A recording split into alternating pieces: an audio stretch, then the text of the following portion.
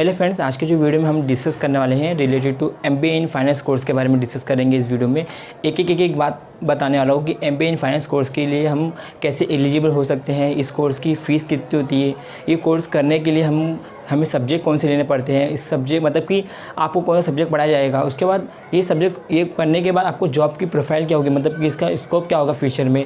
उसके बाद इस कोर्स के बाद आपकी सैलरी कितनी होगी, पूरी एक इन्फॉर्मेशन मैं इस वीडियो में देने वाला हूँ। तो मेक श्योर करना video friend start to end की पूरा वीडियो।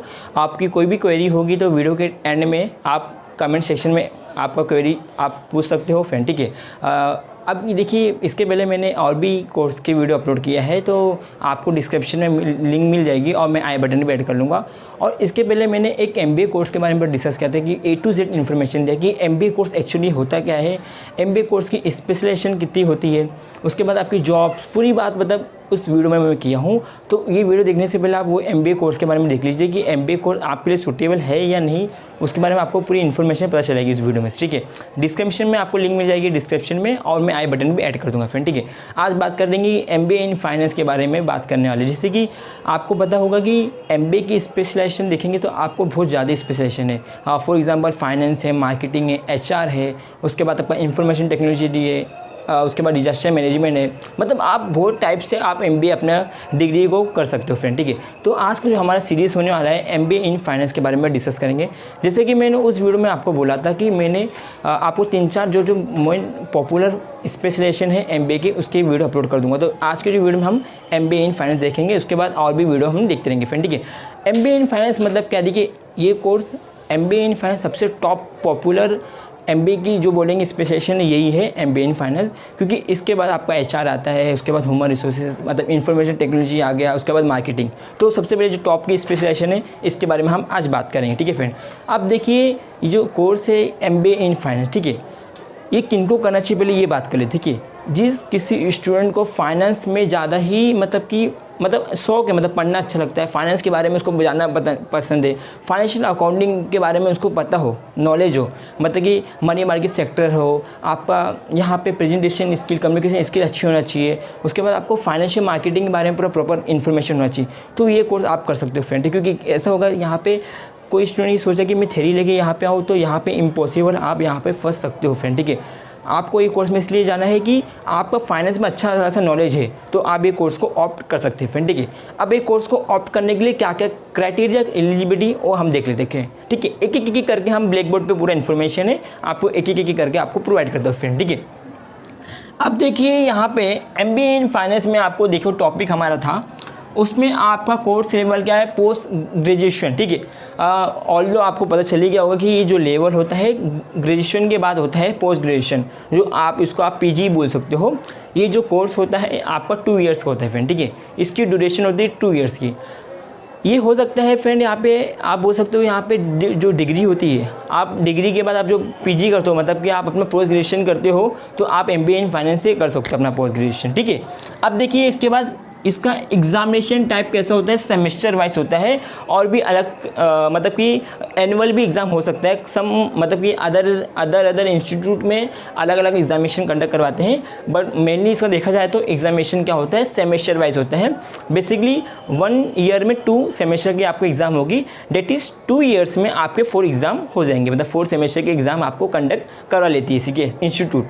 अब देखिए यहाँ पे आगे देखिए ड्यूरेशन, जैसे कि आपको बता दिया 2 ईयर्स होते हैं। समटाइम क्या होता है कि कोई इंस्टीट्यूट 1 ईयर का भी एमबीए इन फाइनेंस करवा देती है, 1 ईयर हो गया, 1.5 हो गया। समटाइम कभी क्या होता है कि इस कोर्स को करने के 3 साल भी लग सकता है फ्रेंड। अब आपको समझ में आ गया होगा कि 3 साल क्यों बोल रहा हूँ। समटाइम कभी क्या होता है कि लोग को केटी लग सकती है, आपका एक्सटेंड हो सकता है। तो इट डिपेंड अपॉन आपके ऊपर, अप टू यू, आप कैसे हिसाब से अपना स्टडी करते हो, कैसे इनिशिएटिव से आप अपना स्टडी करते हो फ्रेंड, ठीक है। ये आपको आप तो समझ गया आएगा। अब इस कोर्स को मैं कैसे अप्लाई करें, एलिजिबिलिटी क्या है इस कोर्स की, bachelors degree in any stream, any discipline stream, मतलब कि आप कोई भी बैचलर डिग्री से आप अपना एमबीए इन फाइनेंस कर सकते हो। फॉर एग्जांपल मैं बैफ करके एमबीए कर सकता हूँ, जी हाँ आप कर सकते हो। बीबीए से कर सकते हो, बीएफएम से कर सकते हो, बीकॉम से कर सकते हो, आप ये कोर्स को कर सकते हो फ्रेंड, ठीक है। ऐसा नहीं है कि आप सिर्फ जो MBA की बात करेंगे, BBA करके ही आप MBA कर सकते हो, ठीक है। BBA मतलब कि बैचलर ऑफ बैंकिंग एडमिनिस्ट्रेशन, मतलब कि बैचलर ऑफ बिजनेस एडमिनिस्ट्रेशन, जो आपका ऐसा डिग्री होता है, उसके बाद आप पोस्ट ग्रेजुएशन करते हो। ऐसा कुछ नहीं था, आप कोई भी यहाँ पे, इसलिए मैं लिख दिया हूँ bachelor degree in any streams, आप कोई भी बैचलर डिग्री की स्ट्रीम से आप ये कोर्स को ऑप्ट कर सकते हैं फ्रेंड, ठीक है। अब आता है एडमिशन प्रोसेस। इस कोर्स की एडमिशन प्रोसेस क्या है, कैसे लिया जाएगी फ्रेंड, ठीक है। अब आप आ रहे हो MBA, तो ये जो MBA कोर्स होता है कि छोटा बड़ा कोर्स तो है नहीं फ्रेंड। इस कोर्स को करने के लिए आपको यहाँ पे थोड़ा बहुत एंट्रेंस एग्ज़ाम देना पड़ता है। उसके बाद आपको जो आपका जो नॉर्मल, जो आपका अच्छा लगता है, आपको GD और पर्सनल इंटरव्यू, जो ग्रुप डिस्कशन होता है और पर्सनल इंटरव्यू आपको दिया जाता है। मतलब कि क्या होता है, कैसे होता है फ्रेंड, कि यहाँ पे जो इंस्टीट्यूट होती है, इंस्टीट्यूट क्या करती है, यहाँ पे आपका एंट्रेंस एग्ज़ाम लेती है। एंट्रेंस एग्ज़ाम जो IIM, जो इंडियन इंस्टीट्यूट ऑफ मैनेजमेंट क्या करती है, कैट का एग्ज़ाम लेती है, जो CAT कैट का बाद एग्ज़ाम लेती है। और अदर जो इंस्टीट्यूट होती है, बहुत से एग्ज़ाम होता है, जैसे कि GMAT हो गया, एक्सेट हो गया, और भी एग्ज़ाम होते हैं, कंडक्ट करते हैं, डिपेंड अपॉन इंस्टीट्यूट कौन सा एंट्रेंस एग्ज़ाम उनका मतलब क्राइटेरिया होता है रखने का, ठीक है फ्रेंड। उसके बाद ये तो है, उसके बाद GD और पर्सनल इंटरव्यू भी लिया जाता है एग्ज़ाम होने के बाद। मतलब कि ग्रुप डिस्कशन देखते हैं कि ये इस स्टूडेंट इसके लिए मतलब काबिल है क्या नहीं, मतलब पर्सनल इंटरव्यू भी यहाँ पे लिया जाता है फ्रेंड, ठीक है। अब बात आती है कि ये कोर्स करने के लिए फ़ीस कितनी होगी फ्रेंड, देखिए फ़ीस मेन स्ट्रक्चर आता है कि अरे यार भाई ये जो कोर्स तो कर लिया, बट ये कोर्स कर लूँगा, मतलब कि कोर्स में अप्लाई कर लूँगा, ठीक है, मतलब मेरे पास तब बजट भी तो होना चाहिए फ्रेंड। मतलब कि देखिए ये जो कोर्स है MBA इन फाइनेंस, थोड़ा हाई फाई कोर्स है, तो प्रोफेशनल कोर्स है, तो इसकी जो कोर्स की फ़ीस होगी थोड़ी हाई फाई भी हो सकती है फ्रेंड, देखिए इस depend upon your institute. Course की फ़ीस मैं एवरेज बता दे रहा हूँ 1 लाख to 10 लाख भी हो सकती है। देखिए फ्रेंड, यहाँ पे अलग अलग इंस्टीट्यूट है, अलग अलग स्टेट में आप जाओगे अलग अलग इंस्टीट्यूट है, ठीक है। अभी हम इंस्टीट्यूट के बारे में बात करेंगे आगे, कौन कौन से कॉलेजेस अच्छे हैं, इंस्टीट्यूट अच्छे हैं MBA करने के लिए, ठीक है फ्रेंड। एक एवरेज बता देता हूँ, क्योंकि 1 लाख to 10 लाख रुपीज़ आपका यहाँ पे फीस लग जाता है फ्रेंड, ठीक है। अब बात आती है कि यहाँ पे एम्प्लॉयमेंट एरिया क्या होगी, ये काम कर, ये मतलब ये जॉब आपकी स्टडी तो हो चुकी, ठीक है।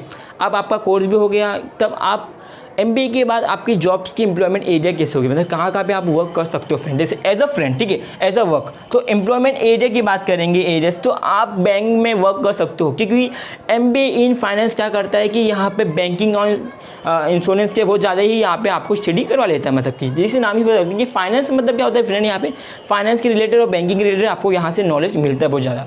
तो यहाँ पे आपको बैंक्स में जॉब्स लग सकता है, वर्क होता है। MNC जो मल्टीनेशनल कंपनीज होती है, वहाँ पे भी आपका वर्क हो सकता है, जॉब लग सकता है। फाइनेंशियल इंस्टीट्यूट, आप वहाँ पे भी अपना एरिया, एम्प्लॉयमेंट एरिया की जॉब्स होती है। कंसल्टेंसी भी आप कर सकते हो। उसके बाद आप ये करने के बाद आप कॉलेजेस और यूनिवर्सिटी में आप अपना लेक्चर्स ले सकते हो फ्रेंड, क्योंकि ये गुड्स अपॉर्चुनिटी है कॉलेज और यूनिवर्सिटी में। लोग अभी आजकल क्या कर रहे हैं कि MBA करके अपना करियर क्या करते हैं कि कॉलेजेस में अपना वो करते हैं, मतलब कि वो वहीं पे अपना मतलब टीच करते हैं फ्रेंड, ठीक है। अब बात आती है कि ये कोर्स करने के बाद आपकी स्टडी क्या होगी, मतलब आपको कौन कौन सी स्किल देती है, मतलब ये कोर्स में आपको क्या सीखने मिलेगा फ्रेंड, ये देख लेते हैं हम। देखिए ये कोर्स में आपको यहाँ पे corporate and financial risk management, इसके बारे में आपको पूरा बताया जाएगा कि corporate and financial risk management कैसा होता है। उसके बाद मर्जर एंड एक्विजिशन, कोई कंपनी मर्ज हो रही है, इसको एक्विजिशन कैसा होगा, जैसे कि आप देखे होंगे अमालगमेशन होता है। अमालगमेशन में देखिए आप प्री पोस्ट होता है, उसके बाद आपने देखा होगा उसके बाद अमालगमेशन आपको पता ही होगा कि जब 2 कंपनी मर्ज होकर एक नई कंपनी फॉर्म होती है तो उसको बोलते हैं मर्जर एंड एक्विजिशन। यहाँ पे आपको सीखने मिलता है। उसके बाद इन्वेस्टमेंट स्ट्रेटेजी कैसे होती है। उसके बाद हेजिंग फंड मैनेजमेंट, मतलब कि इस कोर्स में आपको ये भी सिखाया गया कि रिस्क कैसे आपको मैनेज करना, मतलब हाइब्रिड फंड आपने देखा होगा, म्यूचुअल फंड देखा होगा, तो आपको यहाँ पर ये बताया जाएगा कि हेज फंड मैनेज, मतलब कि आपको कैसे रिस्क आप अपना कम कर सकते हैं फ्रेंड, ठीक है। इसके बाद आपको क्या है, जॉब प्रोफाइल। आफ्टर MBA आपकी जॉब प्रोफाइल क्या होगी फ्रेंड। सबसे पहले ये मुद्दा आता है कि लोगों को ये डाउट होता है कि जॉब्स क्या हो सकती है MBA इन फाइनेंस करने के बाद। तो देख सकते हो थोड़ा बहुत मैं एग्जांपल लिखा हूँ, थोड़े बहुत और भी ढेर सारी जॉब्स आपको मिल सकती है फ्रेंड, ठीक है। एक तो अकाउंट्स मैनेजर आप काम कर सकते हो, असिस्टेंट मैनेजर काम कर सकते हो। उसके बाद business analyst, risk and insurance manager, research analyst and finance manager etcetera, और भी वर्क हो सकता है। आपकी जॉब प्रोफाइल बहुत सारा, ठीक है। आप प्रोफेशनल वर्क कर लिए हो, आप स्टडी करो, तो MBA इन फाइनेंस कैसा है फ्रेंड, ऐसा नहीं कि ये इंडिया में ही है, आप अब्रॉड भी आप अपना जॉब कर सकते हो फ्रेंड, ठीक है। आप अच्छा खासा इंस्टीट्यूट से अपनी स्टडी करो और अब्रॉड भी आप अपना जॉब की प्रोफाइल कर सकते हो फ्रेंड, ठीक है। अब बात करते हैं कि MBA इन फाइनेंस में थोड़े बहुत एग्जांपल, मतलब कि थोड़े सब्जेक्ट की बात कर लेते हैं कि आपको सब्जेक्ट कौन कौन से होंगे।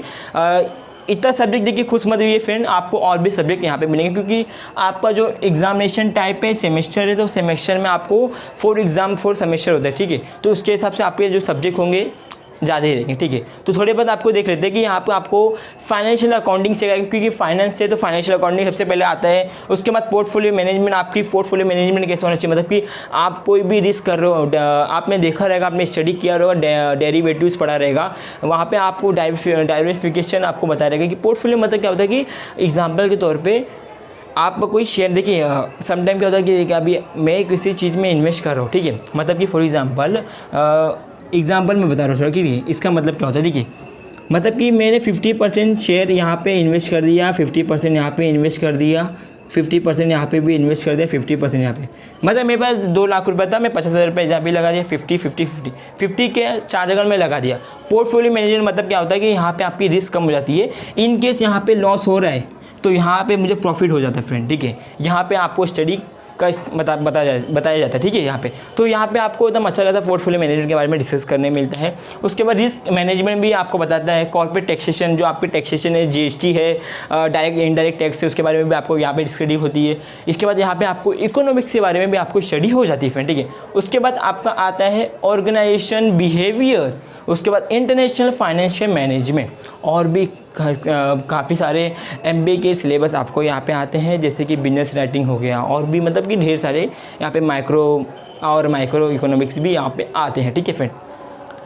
अब बात करते हैं कि टॉप कॉलेजेस कौन से हैं इस MBA करने के लिए, ठीक है। टॉप कॉलेजेस की बात करेंगे तो यहाँ पे आपको ऑलरेडी मैंने बताया है कि जो IIM है, इंडियन इंस्टीट्यूट ऑफ मैनेजमेंट, आपको बहुत सारे ढेर सारे मतलब कि ऑलमोस्ट 20 इंस्टीट्यूट है यहाँ पे इंडिया में। तो आपको यहाँ पे देखिए फ्रेंड यहाँ पे आपको लिस्ट दिख रहेगी कि आप पे कहाँ पे, देखिए आप अपने स्टेट वाइज से आप पता कर सकते हो। देखिए फॉर एग्जांपल आपको यहाँ पे लखनऊ में भी है, लखनऊ में आप रहते हो तो लखनऊ में है, आप राजस्थान में तो उदयपुर में भी आपको मिल जाएंगे। उसके बाद आपको पुणे में भी मिल जाएंगे, आप महाराष्ट्र में हो तो पुणे में भी मिल जाएंगे। उसके बाद आपको दिल्ली में भी मिल जाएंगे, दिल्ली में भी अच्छे खासे इंस्टीट्यूट है। उसके जम्मू एंड कश्मीर में भी मिल जाएंगे। उसके बाद आपको मतलब कि देख सकते हो, आपके पूरा लिस्ट आपके सामने है, तो आप अच्छे खासा लिस्ट देख सके आप पता कर सकते हो कि आप कौन से स्टेट में रहते हो और कौन सा स्टेट में अच्छे इंस्टीट्यूट है MBA के लिए। तो फ्रेंड आपके सामने लिस्ट है। उसके बाद बात करते हैं कि टॉप कॉलेजेस, आप मुंबई में हो तो मुंबई में सबसे अच्छी टॉप कॉलेजेस कौन सी 10, तो 10 की लिस्ट आपके सामने ये रही। आप अच्छा खासा देख सकते हो कि यहाँ पे टॉप 10 कॉलेजेस की बात करें तो सबसे अच्छा तो कॉलेज ये आपको यहाँ आ जाता है कि जो आपके जो जमनालाल बजाज आप इंस्टीट्यूट देख सकते हो, जो तीसरे नंबर पे, आपके तीसरे चौथे नंबर पे है आपके।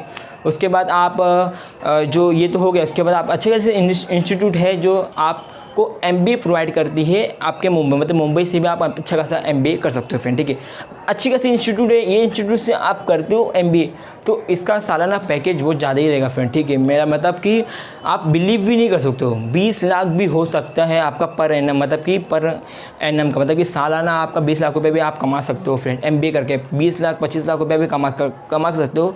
डिपेंड करता है कि आप कौन से इंस्टीट्यूट से अपना स्टडी करे हो और कौन से इंस्टीट्यूट अच्छा आपका प्लेसमेंट देता है। तो कि फ्रेंड कैसे होता है, देखिए आपकी सैलरी किस पे डिपेंड करती है, आपके अच्छे खासे प्लेसमेंट पे, आप कौन से इंस्टीट्यूट से पढ़ाई करो, आपकी स्किल कितनी है, आपकी नॉलेज कितनी है। तो ये सब क्राइटेरिया देख के आपका जॉब की मतलब यहाँ पे आपको सैलरी डिसाइड होती है फ्रेंड, ठीक है। आपको अभी तक समझ में आ गया होगा।